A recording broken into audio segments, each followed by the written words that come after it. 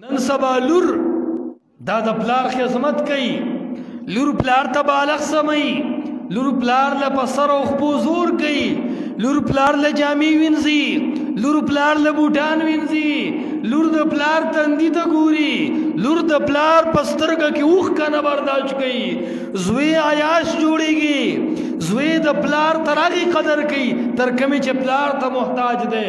زامن خلکو لیدلی دي چې پلار یې په لتو والی دی، زامن خلکو لیدلی دي چې پلار یې ویشتی دی، زامن خلکو لیدلی دي چې د پلار بې عزتي کړې ده. چېرته لور د پلار نه څپېړه نه دی ایستې، چېرته لور د پلار بې عزتي نه ده کړې. ها کوم ځای کې چې د پلار بد بیانېږي لور اواز کوي، لور بد کړي وي زما د پلار بد ونه وی. زوی نه لوی کمالات الله په لور کې ایښي دي.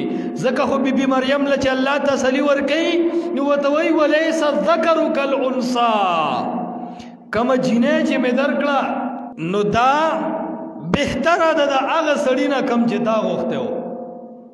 هغې مریم له الله بیا عیسی علیه السلام ورکو.